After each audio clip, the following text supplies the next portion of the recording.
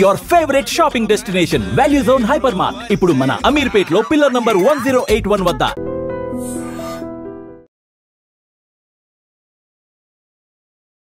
నమస్కారం, welcome to I dream. ధర్మ మార్గం విత్ విజిత కార్యక్రమానికి స్వాగతం.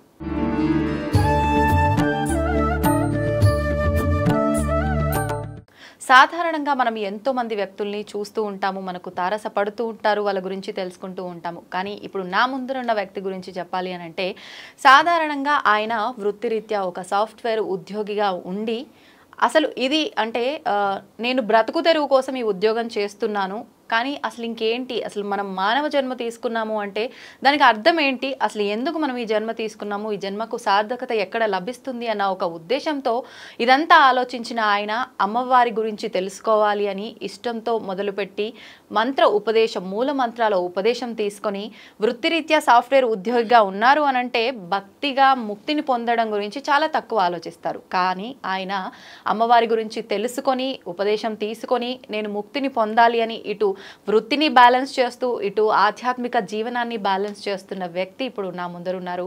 ఆయన శ్రీ విద్యా గ్రంథ రచయిత పసుమర్తి వెంకట దుర్గా సుబ్రహ్మణ్యం గారు. ఇప్పుడు వారితో మాట్లాడి లలిత సహస్రనామాల గురించి కానివ్వండి, శ్రీ విద్య గురించి కానివ్వండి, వారు స్వతహాగా ఒక 4 పుస్తకాలు కూడా రాయటం జరిగింది. అసలు ఆ పుస్తకాల్లో ఏమున్నాయి, రాయాల్సిన సందర్భాలు ఎందుకు వచ్చాయి, ఇవన్నీ కూడా ఆయనతో మాట్లాడి తెలుసుకునే ప్రయత్నం చేద్దాం.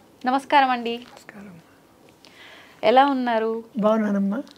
మొదటి ఇంటర్వ్యూ అంట మీరు నేను మీతో చేయడం నిజంగా నాకు చాలా సంతోషంగా ఉంది. అంటే ఈ మధ్య కాలంలో మీ అంత వయసు అంటే దాదాపు మీకు 77 ఇయర్స్ అని చెప్పి నిజంగా అంటే చాలా ఆశ్చర్యంగా ఉంది. అంత ఏజ్ ఉన్న వాళ్ళని ఈ మధ్యకాలంలో చూడడం చాలా తక్కువగా. ఎందుకు అంటే ఉమ్మడి కుటుంబాలు కాస్త డివైడ్ అయిపోయి పెద్దవాళ్ళు ఊళ్ళో ఉండటము, అక్కడి వరకే చిన్న కుటుంబం, వైఫ్ అండ్ హస్బెండ్, పిల్లలు ఉండే విధానం ఎక్కువగా చూస్తున్నాం ఈ మధ్యలో. మీలాంటి వాళ్ళు చెప్పే విషయాల్లోంచి మనం మంచి చెడులు నేర్చుకునేది ఎక్కువగా ఉంటుంది, కానీ వాటికి దూరం అయ్యాం. ఈరోజు నేను మీతో మాట్లాడుతున్నంటే నాకు చాలా సంతోషంగా ఉంది. అలాంటి విషయాలన్నీ కూడా మీతో తెలుసుకోవచ్చు అనే ఆనందం నిజంగా. అయితే ముందుగా మీ గురించి మనం మాట్లాడుకుందాం, ఎందుకంటే మన ప్రేక్షకులందరికీ మీ గురించి కూడా తెలియాలి కదా. అందుకని మీరు 19 ఏళ్ల వయసులోనే మీరు ఆల్రెడీ అప్పటికే ఉద్యోగంలో ఉండి అమ్మవారికి సంబంధించిన మంత్రాలు ఇవన్నీ కూడా ఒక 5 మంత్రాలు ఉపదేశం తీసుకున్నారని చెప్పి విన్నాను. సాధారణంగా ఊళ్ళల్లో విలేజ్లో ఉన్న వాళ్ళకి అక్కడ వాళ్ళ వ్యవసాయ పనులు వాళ్ళ వృత్తి వాళ్ళు చేసుకుంటూ, లేదు అంటే ఉద్యోగంలో ఉన్న వాళ్ళు వాళ్ళ ఉద్యోగం వాళ్ళు చేసుకుంటూ ఇదే ఆలోచన ఉంటుందే తప్ప మళ్ళీ అక్కడి నుంచి ఇంకొక మార్గంలోకి వెళ్ళాలనే ఆలోచన చాలా తక్కువ మందిలో ఉంటుంది. మీకెందుకు ఈ ఉపదేశం తీసుకోవాలనిపించింది? నేను వృత్తి యొక్క ఉపాధి కోసం విజయనగరం జిల్లా గరివిడి దగ్గర శ్రీరామనగర్ అనే ఒక ఫ్యాకర్ అంటారని, అక్కడ ఉద్యోగాన్వేషణలో కొండా రామనాథరావు గారు ఆ ఫ్యాక్టరీలో ఒక ఆఫీసర్, ప్రొడక్షన్ కంట్రోలర్. ఓకే. వారింటికి వెళితే వారి ద్వారా ఉద్యోగం లభిస్తుంది అని చెప్పి నన్ను కొందరు స్నేహితులు ప్రోత్సహించారు. వారి ఇంటికి వెళ్ళాను. ఆ రోజున ఎవరున్నారో ఇంట్లో ఎవరున్నారో నాకు తెలియదు, కానీ కొండా రామనాథరావు గారి భార్య, ఆవిడ భార్య అక్కడ కూర్చున్నారు, ఇంకెవరితో మాట్లాడుతున్నారు. నేను వెళ్ళాను, నమస్కారం అండి అని చెప్పాను. నా మొగం చూస్తూ ఎవరు నాయనా నువ్వు అన్నారు. నాకు ఉద్యోగం కావాలి, మీ ఇంటికి రామనాథరావు గారిని కలవమన్నారు, వారిని కలవడానికి వచ్చాను. అసలు నువ్వేం చేస్తావు, ఏం చేస్తావు? చదువు పూర్తి చేసుకున్నాను. చదువు అంటే అప్పటికి మెట్రికులేషనే, చదువు పూర్తి చేసుకున్నాను, అందుచేత నాకు ఉద్యోగం కావాలి అంటే మా ఇంట్లో ఉండిపోమన్నారు. మరి ఎందుకు ఉండిపోమన్నారు నాకు తెలియదు, కానీ మరి ఏమిటి అక్కడ వెనకాల ప్రేరణ, ఏ దైవం యొక్క ప్రేరణ కానీ నేను ఉండిపోయాను. వారింట్లో చిన్న సంచితో వెళ్ళాను, కట్టుకోవడానికి 2 జతల బట్టలు, అది ఉండిపోయాను. ఆ రోజు వారింట్లో భోజనం చేశాను. రాత్రి అక్కడే వారు నాకు అన్ని ఏర్పాటు చేశారు పడుకోవడానికి. అది కంపెనీ ఇచ్చిన ఇల్లు, కొంచెం పెద్దది. తెల్లవారుజాము లేస్తే 88 ఏళ్ళ వ్యక్తి ఒక ఆయన 2:30కి లేచి ఆసనాలు వేసుకుంటున్నారు. ఆయన ఎవరు అంటే తర్వాత తెలిసింది కొండా రామనాథరావు గారి తండ్రి, ఒక అడ్వకేటు. తర్వాత ఆయన కుర్తాళ మౌనస్వామి వారు 1948లోనే ఆయన దగ్గర శిష్యరికం పొందారు. ఆయన శ్రీ విద్యోపాసన మొత్తం అంతా తీసుకున్నారు. ఆయన మొత్తం కంప్లీట్గా సాధన చేస్తుండేవారు.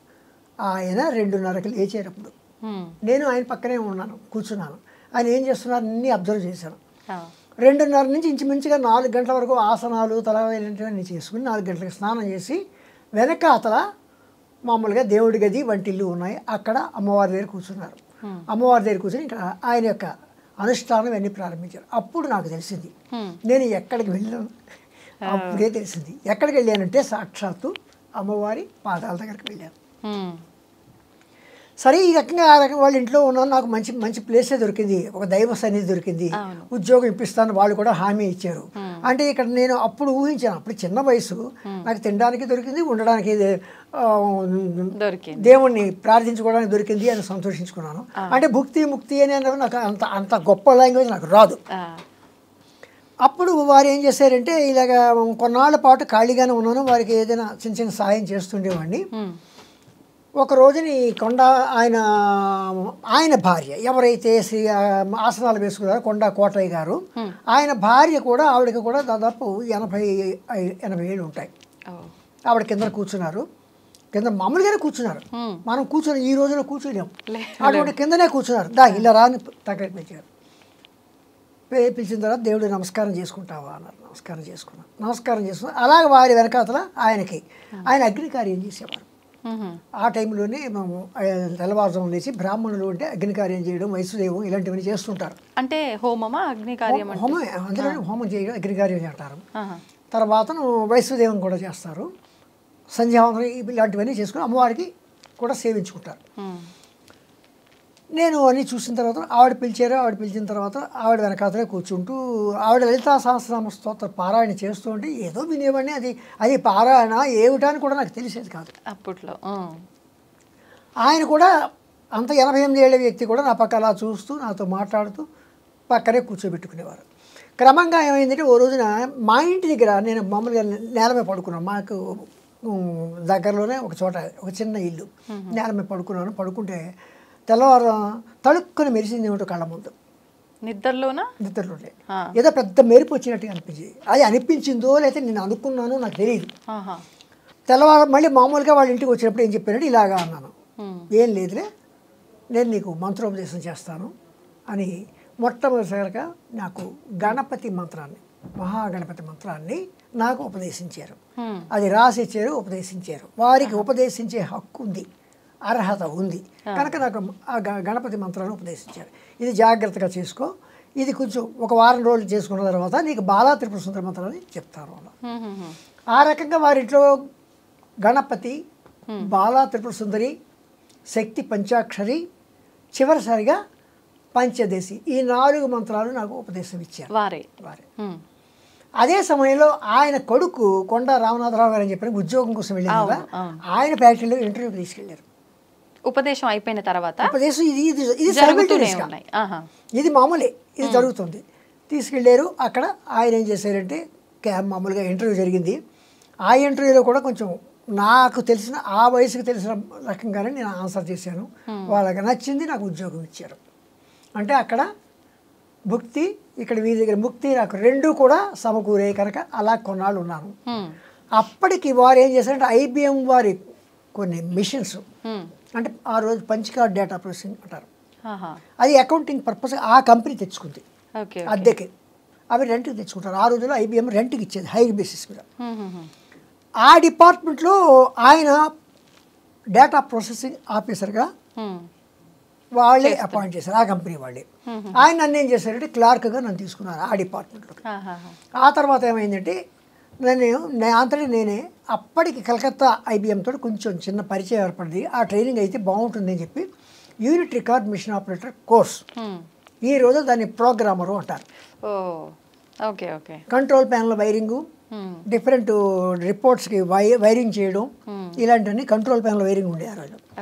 ఆ రకంగా నేను ఆయన ద్వారా ఆ కంపెనీ స్పాన్సర్షిప్ మీద కలకత్తాలో 1972లో నేను IBM వారి దగ్గర ట్రైనింగ్ అయ్యాను.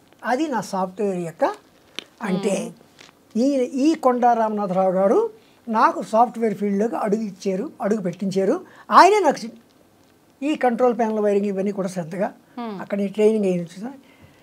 అప్పుడు నాకేమైందంటే అనుకోకుండా నేషనల్ ఇన్స్టిట్యూట్ ఆఫ్ ఓషనోగ్రఫీ గోవాలో ఈ వర్క్ తోటి నాకు అక్కడ ఇంటర్వ్యూ వచ్చింది. అప్పటికి నేను మెట్రికులేషన్ ఓకే. అయినప్పటికీ నాకు ఉద్యోగం. ఎంతమంది 75 మంది దాదాపు ఇండియా నుంచి అందరూ ఇంటర్వ్యూకి వచ్చారు. కేరళ నుంచి ఒకతను, ఆంధ్రప్రదేశ్ నుంచి నేను, గోవాలో ఒక అబ్బాయిని, మొత్తం 3 అబ్బాయిలు తీసుకున్నారు. మేము 3 అలా కంటిన్యూ దాదాపు 4 సంవత్సరాలు వర్క్ చేశాను అక్కడ. అది సెంట్రల్ గవర్నమెంట్. కానీ సాఫ్ట్వేర్ ఫీల్డ్లో ఇంకా డెవలప్ అవ్వాలని చెప్పి నేను మెడ్రాస్ వచ్చేసాను. ఓకే. సాఫ్ట్వేర్ సర్వీసెస్లో, క్యామియో సాఫ్ట్వేర్ సర్వీసెస్లో అక్కడ డేటా ఎంట్రీ, అప్పటికి డేటా ఎంట్రీ సిస్టమ్ వచ్చేసింది, పీసీలు కూడా వచ్చాయి. అప్పుడు నేను అక్కడ డేటా ఎంట్రీ ఆపరేటర్గా చేరాను. చేరినప్పుడు ఏమైందంటే జైపూర్ షుగర్ కంపెనీ వారి యొక్క హెడ్ ఆఫీస్ అక్కడ ఉంది. వారి ఫ్యాక్టరీ ఎక్కడ ఉందంటే వెస్ట్ గోదావరిలో ఉంది. వాళ్ళకి ఏమైంది, డేటా ఎంట్రీ ఆపరేటర్ కావాల్సి వచ్చారు. పీసీల మీద డేటా ఎంట్రీ ఆపరేటర్ నన్ను తీసుకున్నారు. నేను ఇక్కడికి వస్తే నేను ఒక్కడే కనుక నాకు అప్పటికే దాదాపు ఇంచుమించుగా 15 years ఎక్స్పీరియన్స్ ఉండడం చేత అన్నాను ఆ డిపార్ట్మెంట్కి, మన హెడ్ ఆఫ్ ది డిపార్ట్మెంట్ కావచ్చు, ప్యూన్ కావచ్చు, క్లార్క్ కావచ్చు, అన్నీ ఆ హోల్ అండ్ సోల్ నన్నే చేశారు. నన్నే చేసి నాకు తెలుసున్న పరిచయంతో ఈ కొండా రామనాథరావు గారు తీసుకున్న శిక్షణతోటి ఆ డిపార్ట్మెంట్ డెవలప్ చేసి 10 మంది స్టాఫ్ మెంబర్స్ వచ్చే స్థితికి నేను డెవలప్ చేసి ప్రోగ్రామింగ్ కూడా నా అంతటి నేను ఆ కంపెనీకి వచ్చిన ప్రోగ్రామర్స్ ద్వారా నేను ప్రోగ్రామింగ్ పికప్ చేశాను. అది నాకు ప్రోగ్రామింగ్ కంప్యూటర్లో అప్పట్లో DBase 3+ ప్రోగ్రామింగ్. ఆ తర్వాత DBase 3+ నుంచి PLSQL, D2K, తర్వాత SQL server, .NET, SQL server, C# అని ఈ లెవెల్ వరకు నేను సాఫ్ట్వేర్ ఇంజనీర్గా ఎదుగుతూ వచ్చాను. ఓకే. ఓకే.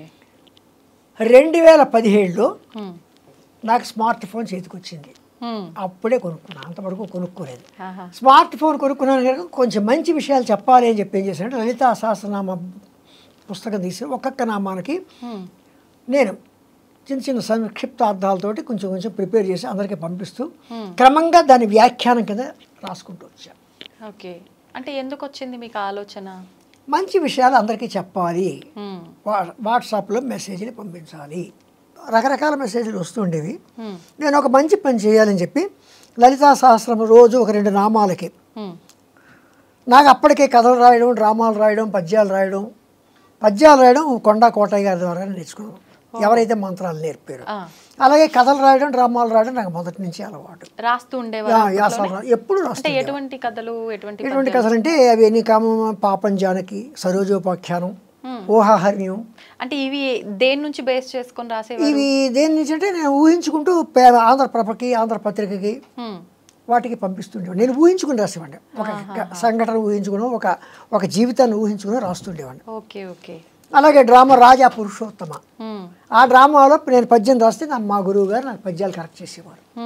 రాజా పురుషోత్తమ, అలెగ్జాండర్కి, పురుషోత్తముడికి, ఇలాగ నేనేమైందంటే ఆ రచన నాకు ఆ రచనా వ్యాసంగంలో కొంచెం చెయ్యి తిరిగి ఉండడం చేత ఈ నామాల మీద కొంచెం పట్టు వచ్చిన చేత ఎలా రాయాలో, ఏ పద్ధతిలో రాయాలో అంటే వ్యాసాలు రాయడం, ఉపోద్ఘాతం ఎలా రాయాలి, దాన్ని ఎలా ముగించాలి, ఎలాగ మనం అందరికీ చెప్పాలి అనే ఒక ఐడియా మీద నేను చేశానంటే లలితా సహస్రనామ స్తోత్రం రాసుకుంటూ వచ్చాను. ఇప్పుడు అంటే ఆల్రెడీ నామాలు, స్తోత్రాలు ఇవన్నీ కూడా ఉన్నాయి. అంటే మీరు రాసిన ప్రత్యేకత ఏంటి? దాంట్లో ప్రత్యేకించి మీరు ఎలా రాశారు? ప్రత్యేకత అంటే నేను అప్పటికే తెలుసుకున్నది ఏంటంటే లలితా సహస్రం వసిన్యాది వాగ్దేవతలచే వసిని, కామేశ్వరి, మోదిని, విమల, అరుణ, జయిని, సర్వేశ్వరి అనేవాళ్ళు వీళ్ళు వసిన్యాది వాగ్దేవతలు. అమ్మవారు వీళ్ళని పిలిచి నామాలు రాయించుకుంది. అంటే అమ్మవారిని చూసి వర్ణించిన వాళ్ళ, రాసిన వాళ్ళ? వాళ్ళే రాశారు. ఓకే. అంటే వీళ్ళెవరు? అమ్మవారి యొక్క అంశ. శ్రీచక్రాన్ని మనం తీసుకుంటే శ్రీచక్రంలో 7వ ఆవరణ ఖడ్గమాల ప్రకారం సర్వరోగహార చక్రం అంటారు.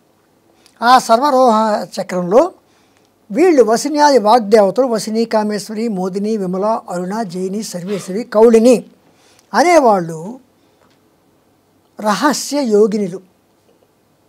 ఈ రహస్య యోగిని అమ్మవారు పిలిచి నా నామాలు రాయండి,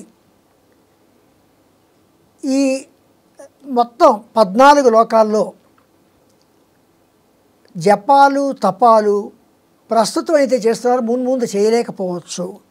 రాను జనజీవనం ఎలా ఉంటుందంటే అంతా కంప్లీట్గా త్వరితగతిని ముందుకు వెళ్ళిపోవాలి. ఎక్కడ భోజనం చేయడం, అక్కడ ఉద్యోగానికి పారిపోవడం, ఇలాగ ఉంటుంది.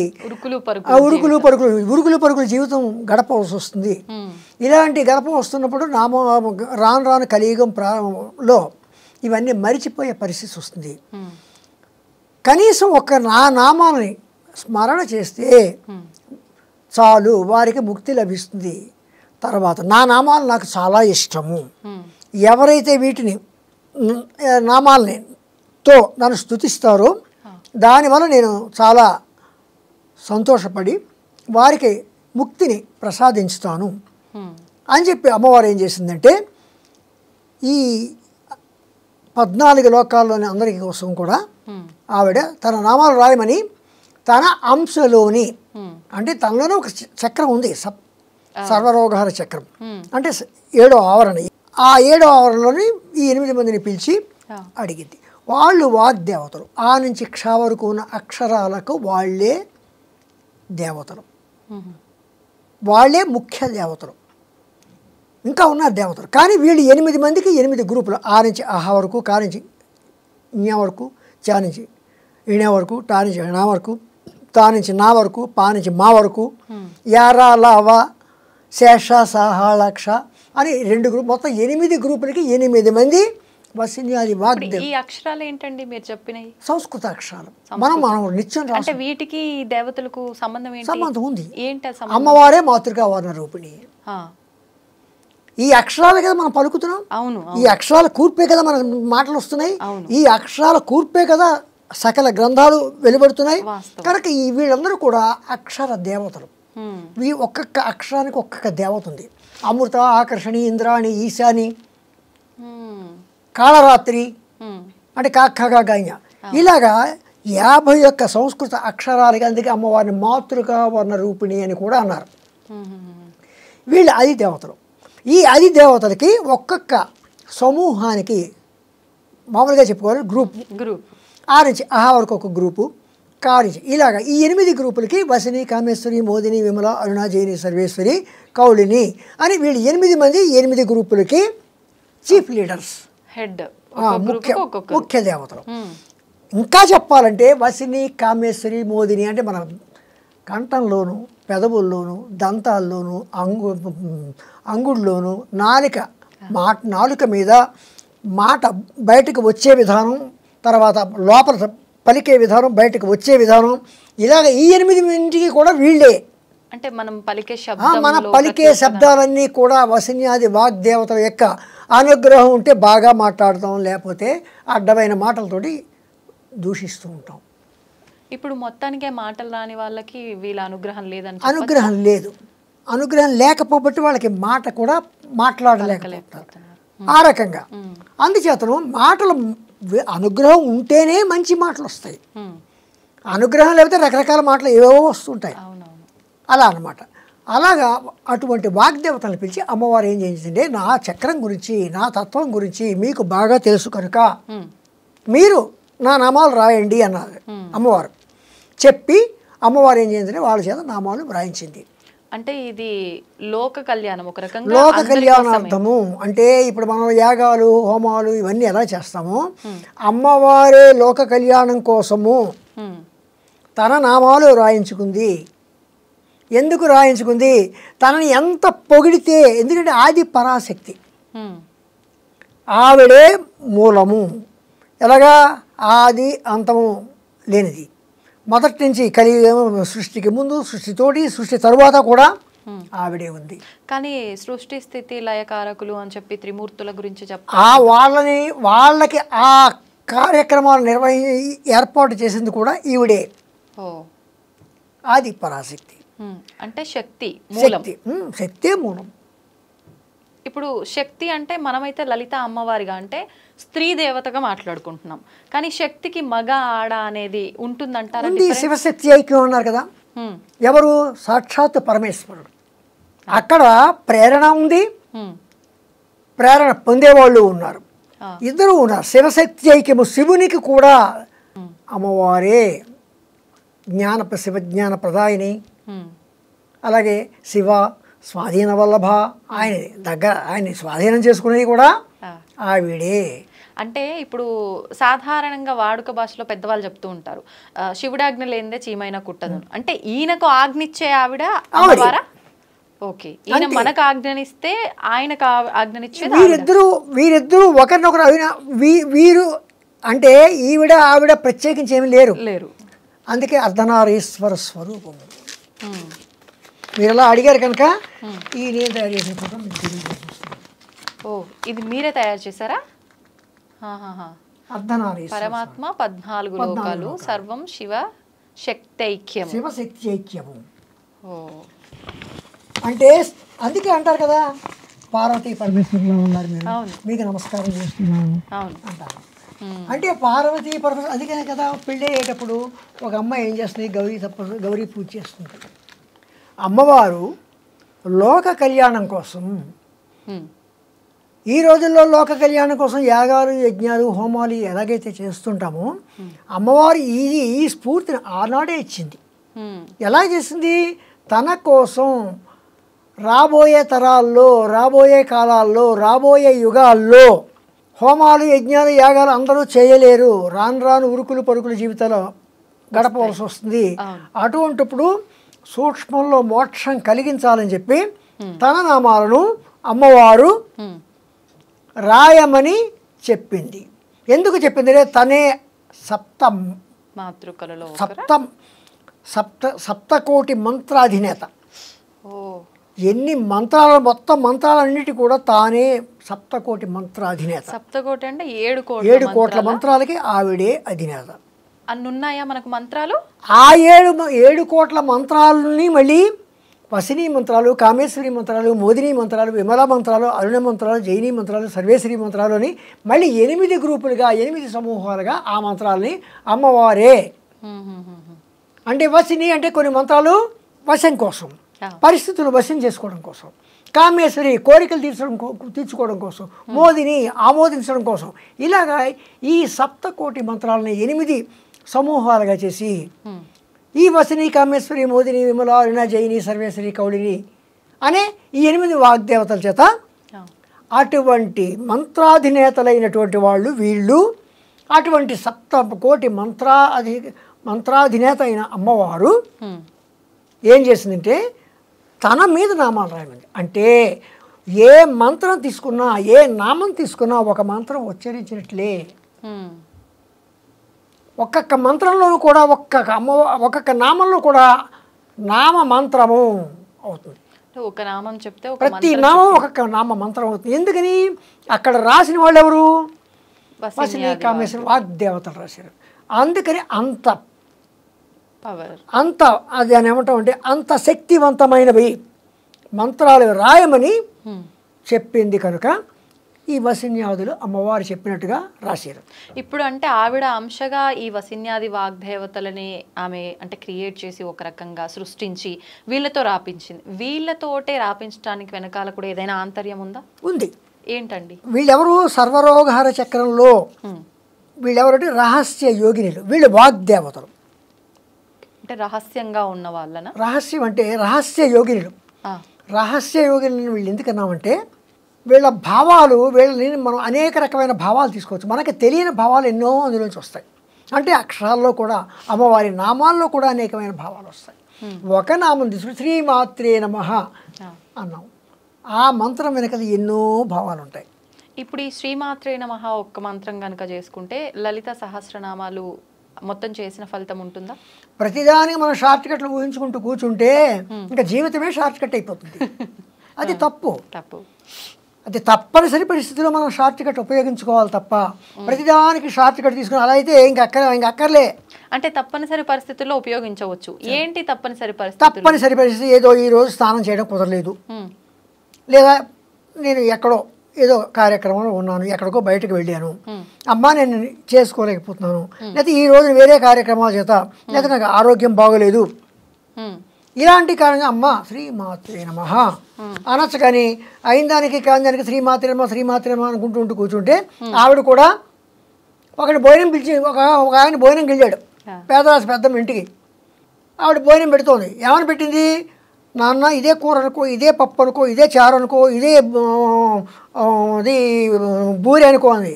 అంటే వడ్డించిన ఒక్క దాంట్లోనే పంచభక్ష పరమన్నాలు అన్నీ ఒకే రూపంలో చూపించేస్తుంది. అన్నం ఇదే పప్పు అనుకో, ఇదే కావాలి తినేసాడు ఆయన.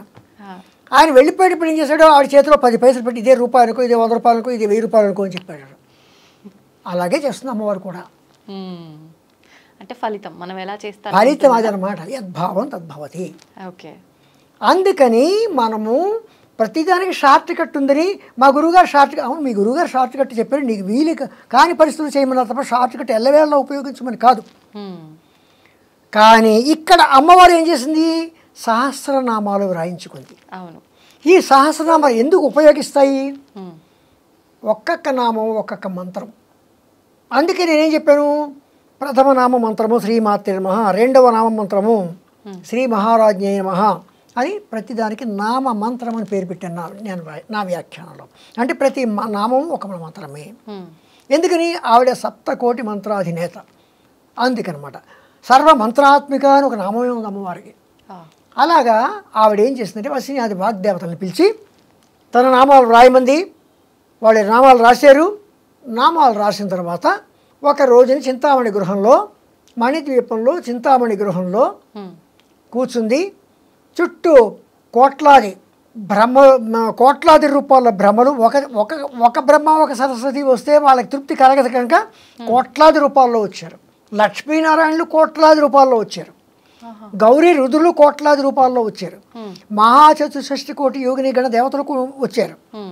తర్వాత అందరూ మొత్తం వారాహి రాజశ్యామల అమ్మవారి యొక్క బలగం అంతా అక్కడ ఆ చింతామణి గృహంలో సమావేశమై ఉంటే అంతవరకు ఈ లలితా సహస్రనామాలు అనేవి ఎవరికీ తెలియని పరిస్థితిలో అమ్మవారు ఒక చిరునవ్వు చూస్తూ అక్కడే కూర్చున్న వసిన్యాది వాగ్దేవతల్ని నేను చెప్పిన పని ఏం చేశారు అన్నట్టుగా వారికి ఒక సంజ్ఞ ఇచ్చింది. ఏం పని చెప్పారు, నామాలు రాయమంది. వెంటనే వాళ్ళు లేచారు, నిలబడ్డారు. ముక్త కంఠంతో ఒకే కంఠంతో శ్రీమాత అన్నారు. చెప్పడం మొదలు పెట్టారు. ముందేమన్నారు, శ్రీమాత, శ్రీ మహారాజ్ఞి, శ్రీమత్ సింహాసనేశ్వరి, రాజాదిరాజ రాజమార్తాడ రాజ వైభోగం అని చెప్పి రాజులు వస్తుంటూ అంటుంటారు కదా. అలా ఇక్కడ అమ్మవారు ఏం చేశారంటే శ్రీమాత, శ్రీ మహారాజ్ఞి, శ్రీమత్ సింహాసనేశ్వరి. ఇంకేముంది, ఆవిడ ఒక్కసారి ఆవిడ తబ్బిబ్బైపోయింది. చూస్తోంది, నవ్వుతోంది. ఇంకా ఏం చెప్తారో అని. చిదగ్నికుండ సంభూత, నువ్వు ఇలా పుట్టేవమ్మా, ఎక్కడి నుంచి పుట్టావో, చైతన్యాగ్నిలోంచి పుట్టేవమ్మా. ఎందుకు పుట్టేవమ్మా, దేవకార్య సముద్యత. ఎందుకు పుట్టావో, దేవతల యొక్క వారి యొక్క బాధలను తీర్చడానికి పుట్టేవమ్మా. ఇంకా అక్కడి నుంచి ఆవిడ యొక్క స్థూల రూపాన్ని ముందు వర్ణించను. అలా ఉంటావమ్మా, ఇలా ఉంటావమ్మా, నీ కళ్ళు ఇలా ఉంటాయి, నీ ముక్కు ఇలా ఉంటుంది. ఎలాగా, చతుర్బాహు సమన్విత, రాగస్వరూప పాశాఢ్య, క్రోధాకార అంకుశోజ్వల, మనోర్గుపేక్షు కోదండ, పంచతన్మాత్ర సాయక, నిజాలన ప్రభాపూర మధ్య బ్రహ్మాండ మండల, చంపకాశోక పున్నాగ సౌగంధిక లసత్కజ, కురువింద మణిశ్రేణి, ఇవన్నీ పొగుడుతున్నారు. ఈ శిరోజాలమ్మ, శిరోజాల యొక్క వాసన, మల్లె పుష్పాలు ఇవన్నీ తీసుకుని వాటి వాసన చెప్పుకుంటున్నాయి. ఈ ముక్కు ఎలా ఉంది, సంపంగి మొగ్గలా ఉంది, అప్పుడే ఇచ్చిన సంపంగి మొగ్గలా ఉంది. ఈ కళ్ళు ఎలా ఉన్నాయి, చేపలు, చేప పిల్లల్లో ఉన్నాయి. ఎలాగా, ముఖచంద్రకళంకా మృగనా విశేష వదన స్మర్మాంగలి గృత వక్త్రలక్ష్మి పరివాహ చలన్ మీనాభలోచన. అమ్మవారి యొక్క సౌందర్యమైన ఈ ముఖంలో, ఆ ప్రవాహంలో వక్త్రలక్ష్మి పరివాహ చలన్ మీనా, చేప పిల్లలు కదులుతున్నట్టుగా ఉన్నట్టు ఆ కళ్ళు. ఎంత మంచి వర్ణన. వక్త్రలక్ష్మి పరివాహ చలన్ మీనాభలోచన, నవచంపక పుష్పాభనాసాదండ, అప్పుడే ఇచ్చిన నీ ముక్కమ్మ సంపంగి మొగ్గలా ఉందమ్మా అంట మనం. అలాగే నవచంపక పుష్పాభనాసాదండ విరాజిత, తారాకాంతి తిరస్కారి నాసాభరణం. అమ్మా నీ ముక్కలు ఎలా ఉందంటే శుక్ర నక్షత్రం కన్నా, అంటే నక్షత్రాలన్నిటికన్నా కాంతి పొందిన శుక్ర నక్షత్రం కన్నా ఇంకా దేదీప్యమానంగా, ఇంకా కాంతులు, తారాకాంతి తిరస్కార నాసాభరణ వాసన, కదంబ మంజరీ క్లుప్త కర్ణపూర మనోహర. నీ చెవులు ఎలా ఉన్నాయి, కదంబ పువ్వులు, అంటే కదంబ మంజరి క్లుప్త కర్ణపూర మనోహర అంటే కదంబం అంటే కదంబ పుష్పాలు. పుష్పం. ఈ కదంబ పుష్పాలు ఇక్కడ గుర్తులు ఉన్నాయట. కదంబ మంజరి క్లుప్త కర్ణపూరం తాటంక యుగళీభూత సూర్య చంద్రులు ఇద్దరు కూడా ఇక్కడ అమ్మవారికి తాటంకములు, చెవి దుద్దులు. తాటంక యుగళీభూత తపనోడుప మండల పద్మరాగ శిలాదర్శ పరిభావి కపోనము. ఈ రెండు ఎలా ఉన్నాయంటే ఒకటి అద్దంట, ఒకటేమో పద్మరాగ మణిలాగా నున్నగా ఎలా ఉన్నాయంటే పరమేశ్వరుడు తన ఈ ఇందులో తన ముఖాన్ని చూసుకుంటున్నట్టు తన అందం ఎలా ఉందో అని చెప్పి అమ్మవారి యొక్క ఈ కపోల ఇక్కడ ఒక్కసారి. అందుకే శంకరాచార్యుల వారు ఏమన్నారంటే ఈ గడ్డంట పరమేశ్వరుడికి పిడిట. ఈ పిడి పట్టుకుని ఇలా ఇలా తిప్పుకుంటున్నట్టు ఇక్కడ ఇటుపక్క చూసుకుంటున్నట్టు ఇటుపక్క చూసుకుంటున్నట్టు తన అందాన్ని. అలాగా పద్మరాగ శిలాదర్శ పరిభావి కపోలము నవవిద్రుమ బింబసేని ఎక్కార్యదనచ్చద. అప్పుడే సాన పట్టిన వజ్రము పగడము, అప్పుడే పండిన దొండ పండు లాంటి పెదవులు నవవిద్రుం బింబసేని ఎక్కార్యదనచ్చద శుద్ధ విద్యాంకురాకార ద్విజవంతి ద్వయోశ్వర. అమ్మవారిని పొగుడుతున్నాయి ఈ నామాలతోటి. అలాగే మనం నామాలు చదువు మీరు అన్నారు ఇందాక ఈ నామాల వల్ల ఒక ప్రయోజనం ఏమిటి అని. వాళ్ళు చేసినట్టుగా వాళ్ళు చదివినట్టుగానే తప్పు లేకుండా మనం కూడా అంటే మనం అంత వర్ణించినట్టుగా మనమే దాన్ని ఎంజాయ్ చేస్తూ గనక మనం భక్తితో చేస్తేనే ఫలితం ఉంటుందేమో కదా. అలా ఉండదు, ఏదో మాట వరుసకి. అందుకే కూడా దార్శుడి తప్పు దండంతో సరే ఈ నామాలన్నీ అయిపోయిన తర్వాత యదక్షర పదభ్రష్టం మాత్ర హిందీ భవేత్ తత్సర్వం క్షమితాం దేవి ప్రసీద నమోస్తుతే అని కూడా అంటాం. అవునవును. అంటే అంటే తప్పు ఏమైనా ఉంటే మన ఇంటికి ఎవరైనా వచ్చారు అన్నీ భోజనం చేసి వెళ్ళిపోతుంది. ఏమైనా అండి మీకు కూరలు బాగోపోయినా చారులు బాగోపోయినా ఏమనుకోకండి అంటాం కదా. అలాగా ఉంది కానీ తప్పు లేకుండా చదవాలి. మొన్న మాకు యాగం జరిగింది. యాగం జరిగిన లలితా సహస్రనామ స్తోత్ర పారాయణ జరిగింది. లలితా సహస్రనామ స్తోత్ర పారాయణ జరిగితే శ్రీరామ్ గారి వద్ద పండితులలో 2-3 పండితులు లలితా సహస్రనామ స్తోత్రం చేస్తూ చదువుతుంటే స్తోత్రం అంటే ఇలాగే చదవాలి అని అందరికీ అనిపించేలా అంత గంభీరంగా నిజంగా నాకే ఎంతో సంతోషం అనిపించింది. ఆయన చదువుతారు, ఆయన అంత బాగా చదువుతారు. ఆయన అక్కడ కూర్చుని ఆయనే చదువుతున్నారు అనుకున్నా కూడా అంత బాగా వెనకాతలు కూర్చుని వాళ్ళు చదువుతున్నారు. అంటే ఆయన కంఠం వాళ్ళ కంఠం కూడా అంత బాగుంటుంది. అలాగా అంత గంభీరంగా చదువుతున్నారు. అంత గంభీరంగా చదువుతున్నారు కనుకనే అక్కడికి లలితామ్మవారు వచ్చింది అని మనం భావన చేసుకోవచ్చు. ఆ కుంకుమ ఆ పూజ చేసిన కుంకానికి అంత పవిత్రత ఏర్పడిందని కూడా అనుకోవచ్చు.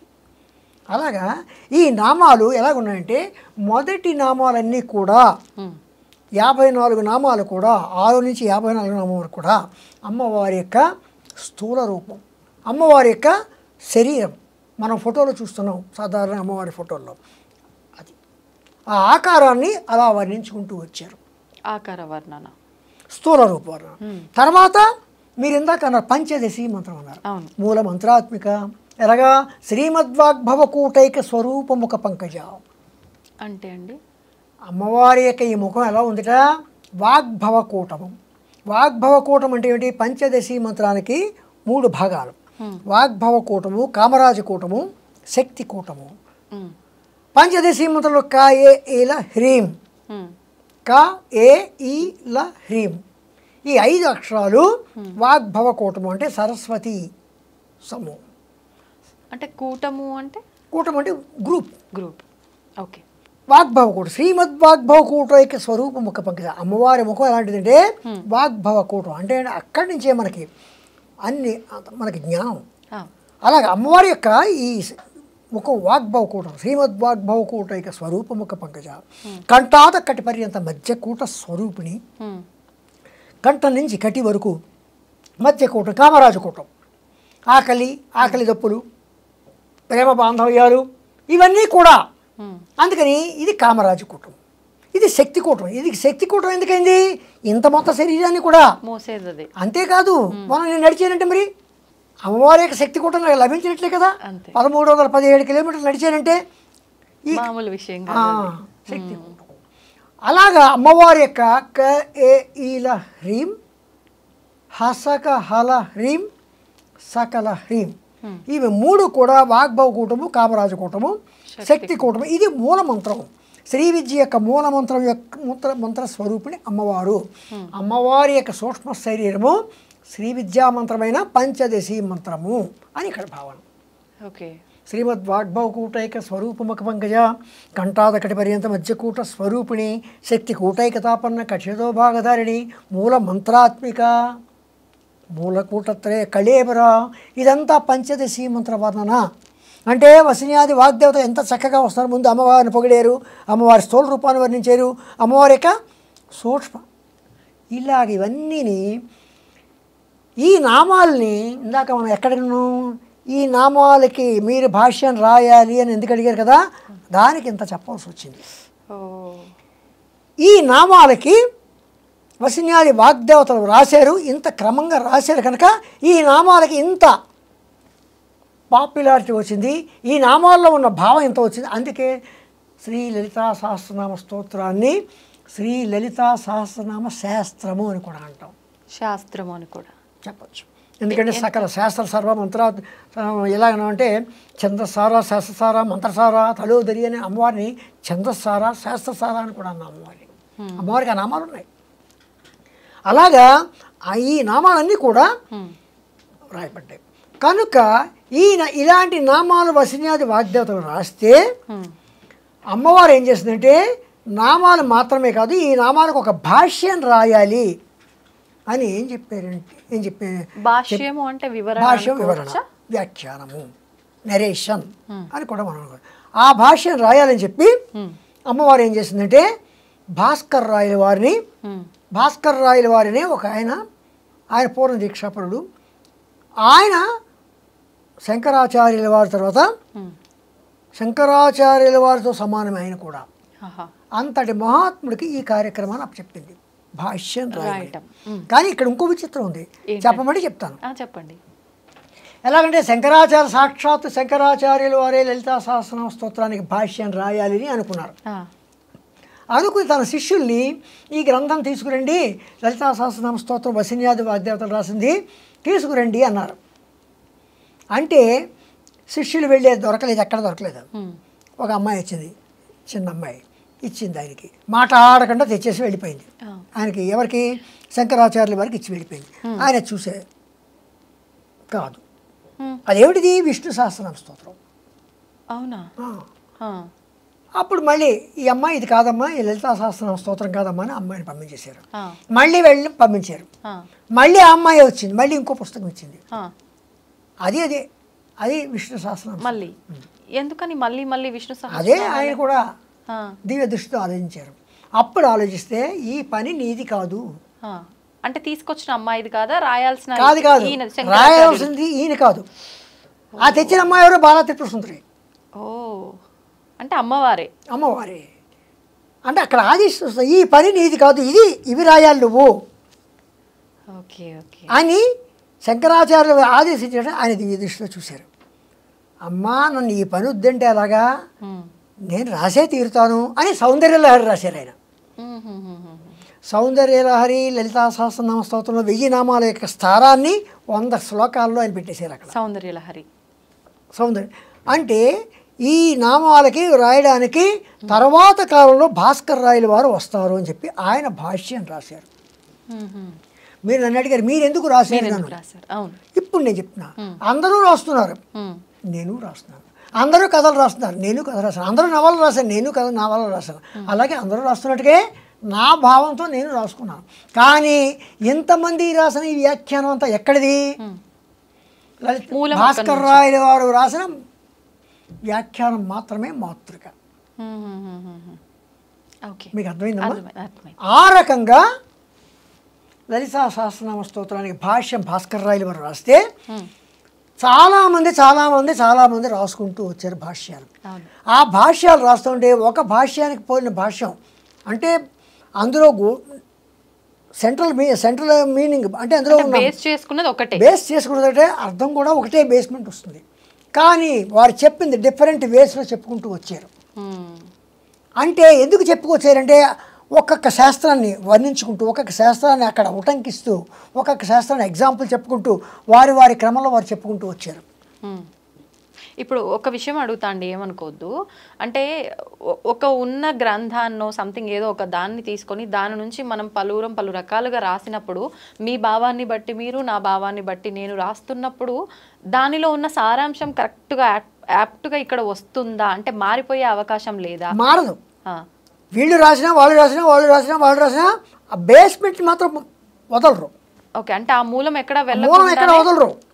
మూలం ఎక్కడ అమ్మవారిని చెప్పుకుంటూ ఇంకో మార్గంలో చెప్పుకోరు అమ్మవారిగానే చెప్పుకుంటూ వారి భావాలతో అమ్మవారి యొక్క తత్వాన్ని మాత్రం వివేదించకుండా రాస్తారు. ఇప్పుడు తత్వం అన్నారు కాబట్టి లలిత సహస్రనామాల్లో ఈ 1000 నామాల్లో నుంచి మనం గనక ఒక తత్వాన్ని అర్థం చేసుకొని పూజ లాగానో మంత్ర రూపంలోనో చెయ్యాలి అంటే ఎటువంటి తత్వాన్ని తీసుకోవచ్చు అంటారు? మొత్తం లలితా సహస్రనామాలకి ఉన్న తత్వం అంతా ఒకటే. ఏంటండి? ఏమిటంటే ఆదిపరాశక్తి. ఆవిడ ఆదిపరాశక్తి అనే రూపాల్లో ఉంది. ఆ అన్ని రూపాల్లో ఆదిపరాశక్తి యొక్క స్వరూపం సూక్ష్మ స్వరూపంలో చెప్పుకోవాలంటే పంచదశి మూల మంత్రాత్మిక. ఆవిడ యొక్క లీలలు రకరకాల భండాసుర వధ తర్వాత ఇంకా చాలా ఉన్నాయి. ఆవిడ యొక్క లీలలు అన్ని రకాలుగా లీలలు ఉంటాయి. ఆ రకంగా అవన్నీ అవి ఎవరు చెప్పినా ఇవి చెప్పినా అవే చెప్తారు. కానీ వారి భావాల్లో వారి ప్రజలకి ఏ రకంగా ప్రజల వద్దకు ఏ రకంగా తీసుకెళ్తారో ఆ రకంగా వారి యొక్క భాషలో చెప్తారు.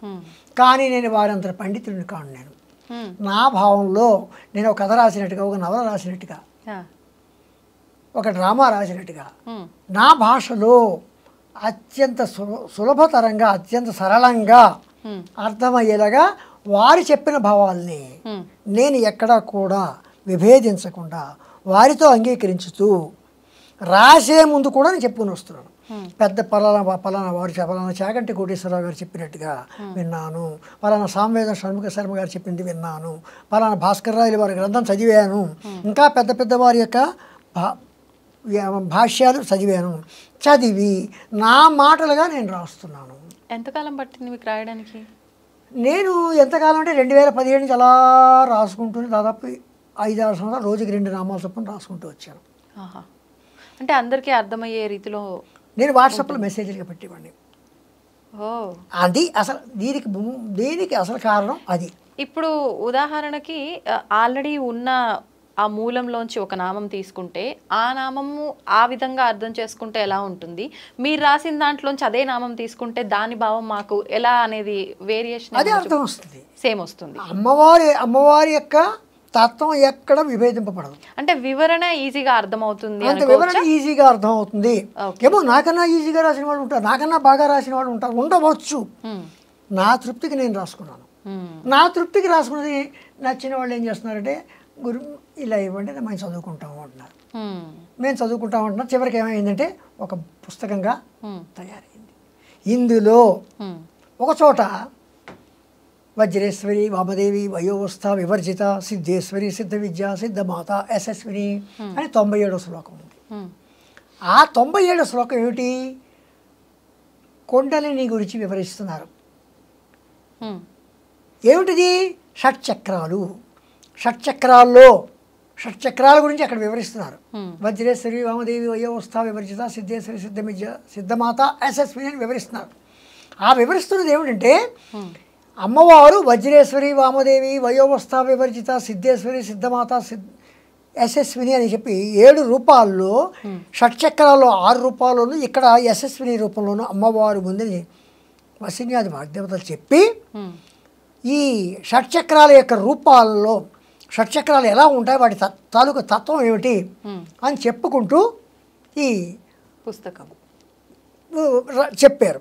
అందులో చెప్పినప్పుడు ఏం చేశారంటే షట్చక్రాల్లో విశుద్ధి చక్రం ఎక్కడుంది, విశుద్ధి చక్రం తర్వాత అనాహత చక్రం ఉంది, మణిపూర చక్రం ఉంది, స్వాధిష్టాన చక్రం ఉంది, మూలాధారం ఉంది, ఆజ్ఞా చక్రం ఉంది, సహస్రారం ఉంది, ఇంకా చక్రాలు ఉన్నాయి. ఈ ముఖ్యంగా 7. ఈ 6 చక్రాల్లోనూ 50 దళాలు ఉన్నాయి. ఈ 50 దళాల్లో ఈ మాతృక వర్ణాలు 51 అక్షరాలను చూడండి, వాటి యొక్క అధి దేవతలు లాళాలు ఒకే అక్షరం కింద భావిస్తే 50 మంది దేవతలు ఈ దళాల్లో ఉంటారు. ఈ దళాల్లో కూర్చుంటారు. అంటే అధిష్టాన దేవతలు అనుకోవచ్చా? అక్షరాధిష్టాన దేవతలు. అక్షరాధిష్టాన వాళ్ళు కూర్చుంటే అమ్మవారు మధ్యలో వజ్రేశ్వరి వామదేవి వయోవస్థ వివర్జిత సిద్ధేశ్వరి సిద్ధమాత యశస్విని అని అమ్మవారు ఆ పద్మాలు, ఇవన్నీ పద్మాలు, ఆ పద్మం మధ్యన అమ్మవారు కూర్చుంటుంది. సహస్రాలలో అమ్మవారు ఇక్కడ కూర్చుంటే ఈ 50 మంది దేవతలు అనులోమం విలోమంలో 10 సార్లు, అంటే అనులోమం 50 విలోమం 50 వెళ్ళి మళ్ళీ 10 సార్లు అంటే 1000 సార్లు, అంటే ఈ సహస్రానికి 1000 దళాలు కనుక ఈ 1000 దళాల అమ్మవారు ఉంటే అందులో యశస్విని రూపంలో అమ్మవారు ఉంటుంది. అంటే అమ్మవారు ఈ మంత్రాది ఈ అక్షరాది దేవతలందరూ కూడా మధ్యలో అమ్మవారు కూర్చుంటుంది. అందుకే అమ్మవారు మూల మంత్రాత్మిక అని కూడా చెప్పబడింది. ఓకే. ఇప్పుడు అంటే చాలా వరకు అన్ని రకాల మంత్రాలు అందరూ చేయడానికి వీల్లేదంటారు. ఇప్పుడు ఇవి మాత్రం తీసుకుంటే నామాలు, కానీ ఒక్కొక్క నామం ఒక మంత్రంతో సమానం. ఏదేమైనప్పటికీ ఇది అమ్మవారికి సంబంధించిన ఒక విషయం అని చెప్పొచ్చు. ఇవి చెయ్యాలి అని అంటే ఎవరైనా అర్హులేనా, చేయడానికి నియమాలు ఏమైనా పాటించాలా అనే విషయానికి వస్తే దాని గురించి ఏమైనా ఉందా వివరణ? నియమాలు అంటే ప్రత్యేకించి నియమాలు ఏం లేవు. అమ్మవారు ఏం చేస్తుంది, ఏం చెప్పింది, అందరూ ఆబాల గోపవిదిత అన్నారు అమ్మవారు. అంటే చిన్న పిల్లవాడి దగ్గర నుంచి పెద్ద వయసు మళ్ళిన వాళ్ళ వరకు కూడా ఎవరైనా చేయవచ్చు. ఎవరైనా నమ్మకం ఉన్న ప్రతి ఒక్కరు కూడా నా శఠాయ నా దుష్టాయ నా విశ్వాసాయ కరిహిచిత్. శఠుడు, దుష్టుడు, మూర్ఖుడు ఇలాంటి వాళ్ళకి అంటకుండా, అందుకే రహస్యనామాలు అన్నారు. అది కూడా హయగ్రీవుల వారు అగస్త్యుల వారికి చెప్పారు. ఈ నామాలు ఆవిర్భవించిన విధానం చెప్తున్నప్పుడు నా శఠాయ నా దుష్టాయ నా విశ్వాసాయ కరిహిచిత్ అని చెప్పి, అంటే శఠుడికి, దుష్టుడికి, మూర్ఖుడికి వీళ్ళకి మనం చెప్పద్దు. వాళ్ళు మొండి వాళ్ళు వీటిని వినరు కనుక వాళ్ళకి వినకుండా ఇవి రహస్యనామాలుగా కాపాడుకోవాలి అని చెప్పి హయగ్రీవుల వారు అగస్త్యుల వారికి చెప్పారు.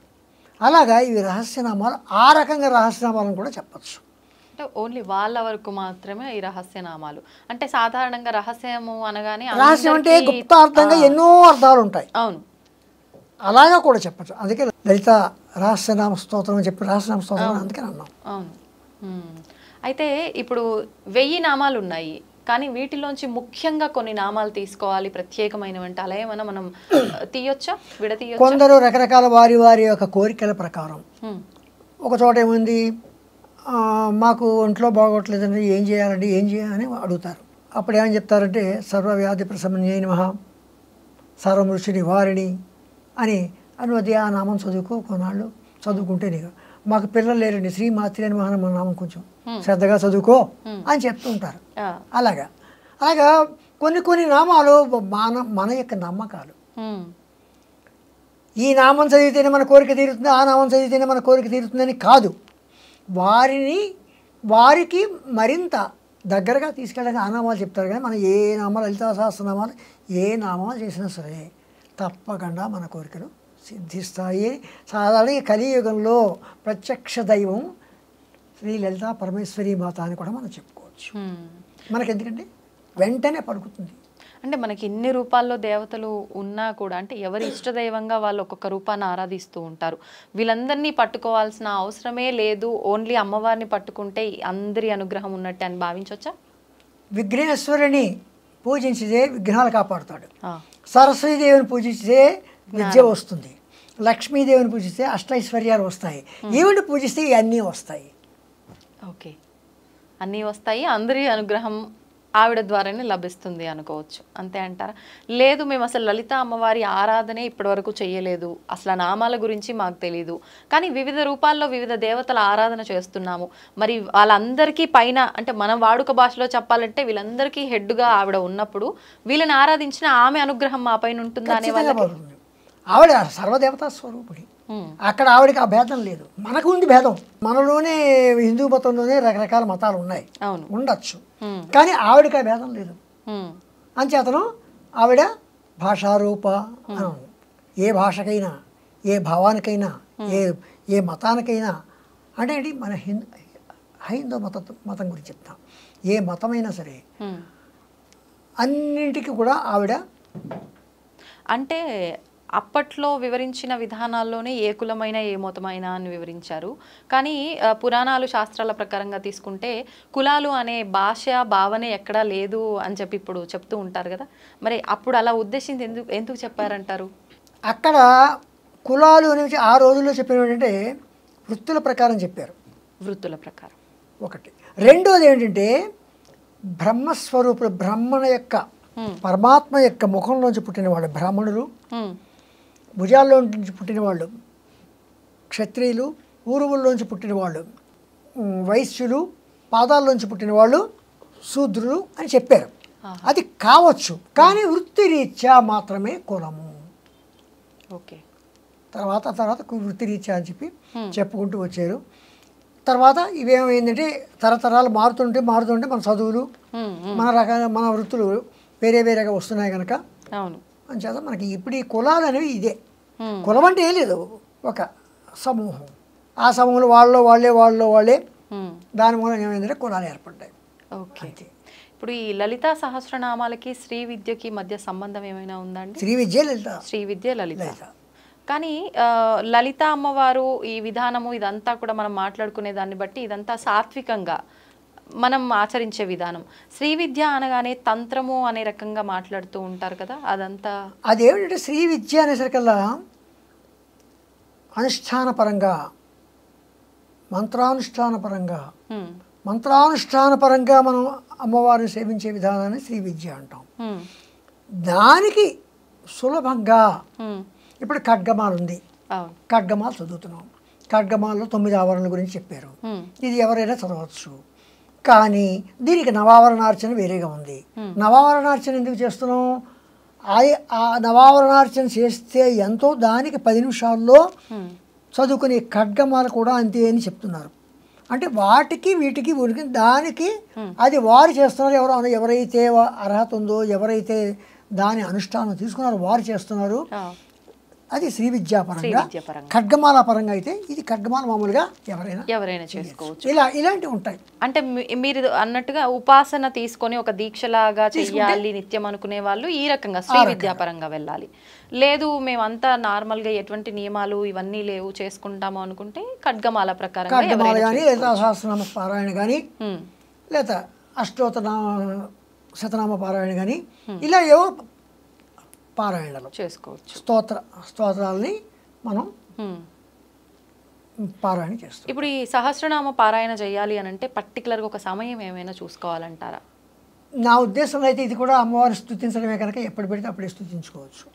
కాకపోతే ఏంటంటే మన పద్ధతి ప్రకారం ఏంటంటే బాత్రూమ్కి వెళ్ళిన బట్టలు కాకుండా శుచి శుభ్రత మాత్రం పాటించాలి. అలా చూసుకొని మనది మనకు కరెక్ట్ అనిపిస్తే మనం చేసుకోవచ్చు.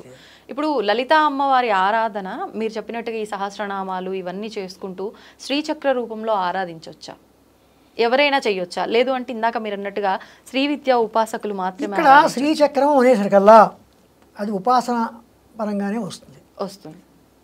ఎందుకంటే ఒక శ్రీచక్రం అంటే మేరు ప్రస్థానం తీసుకుంటాం.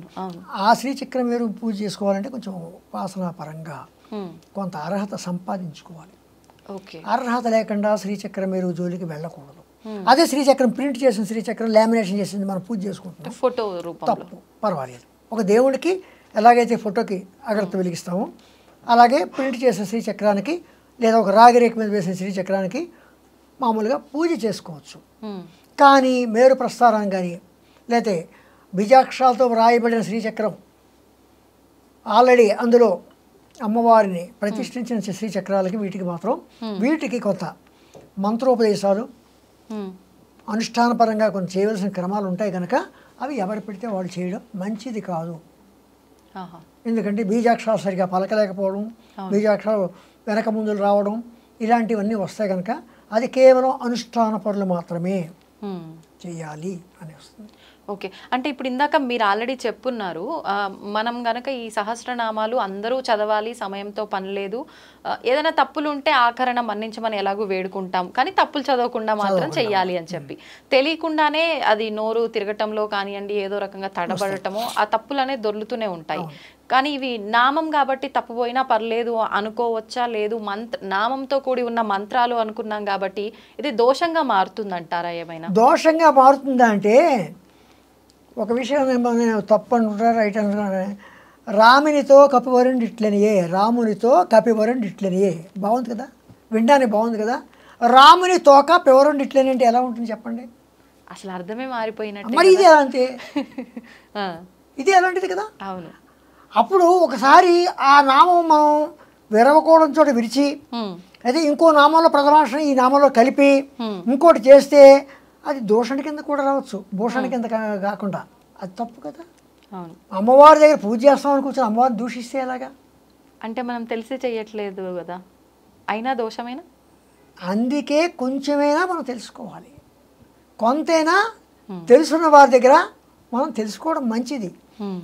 ఏం పర్వాలేదు, చేస్తే మంచిది ఏమంటే చేస్తే చేసేయచ్చు, తప్పేం లేదు, ఆవిడే ఏమనుకోదు. కానీ అది మంచిది కాదు. ఆవిడే క్షమిస్తుంది, ఆవిడ శిక్షించదు. శిక్ష అనేది అమ్మవారు ఎప్పుడు కూడా శమము దమము తితీక్ష తన భక్తులకి ఉండమంటుంది, తనలోనూ ఉంచుకుంది. తితీక్ష అంటే ఏమిటి? అవతల వాడు అపకారం చేసినా మనం అపకారం చేయకూడదు, అమ్మవారి తత్వం అది. ఓకే.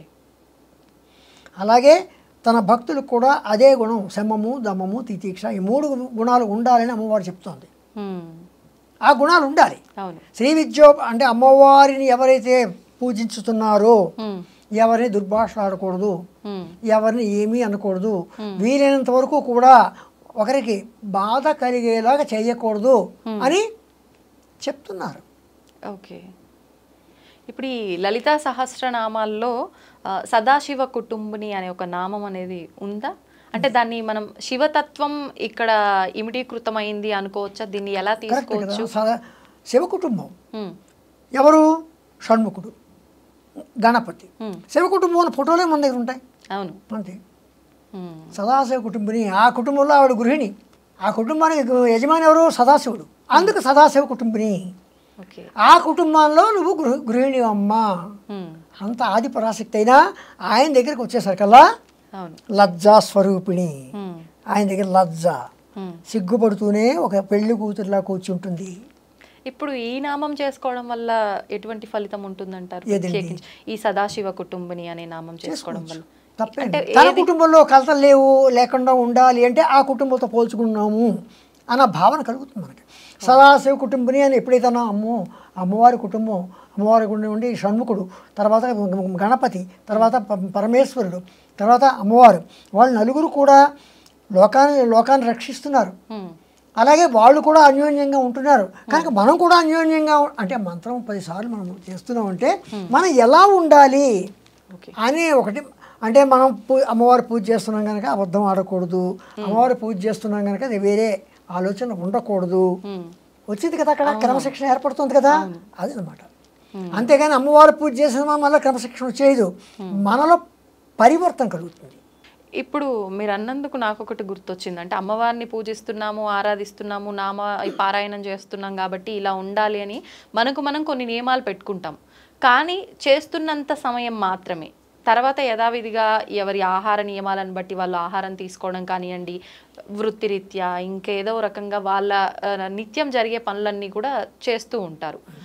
అట్లాంటప్పుడు కొంతమందిలో ఒక చిన్న సందేహం ఉంటుంది. అంటే ఉదాహరణకు మాంసాహారులు, శాకాహారులు తీసుకోండి.